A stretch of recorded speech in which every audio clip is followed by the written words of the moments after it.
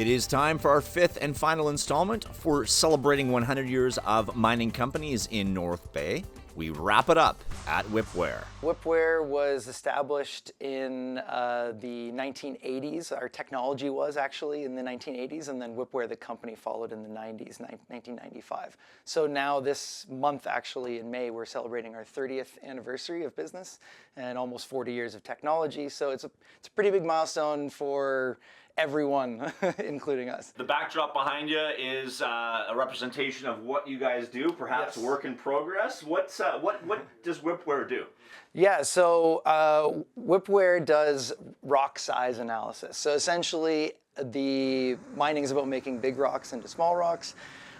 We let you know what the size of rocks is along the way. And this is really important for equipment maintenance, preventing downtime and any kind of damage that might happen when something that's too big or too small ends up somewhere in the process that it's not supposed to be. How do you do it? Is it infrared technology? No, not quite, but there's a little bit of that involved. So essentially we have everything from a handheld app to full autonomous systems that mount on conveyor belts or at vehicle dumping points where material's transferred. But it starts as simple as being able to walk in front of a pile of rocks and take a picture with your phone and analyze it right on the phone, turn it into a particle size distribution graph, which is just a fancy way of saying it sorts all the rocks into different sizes so you know what's on spec and what's off spec. What are some exciting projects that you're able to share with us that WipWare has been involved in?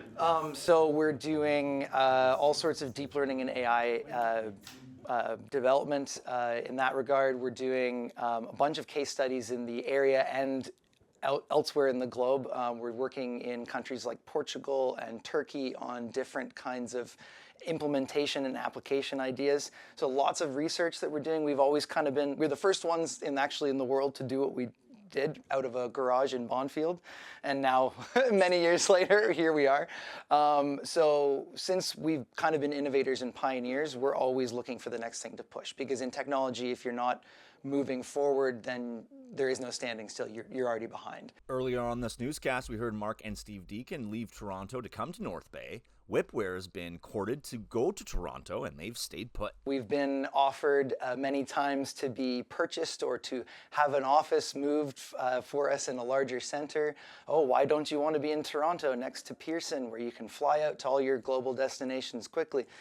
We're not interested. We've always wanted to stay in North Bay. It's a beautiful place. We're close to the mines that we service that are in our area. Some of our first and oldest customers are in the northern area. And it's just, this is where mining happens. It may not be right in North Bay, but that's part of the reason why all of us are here.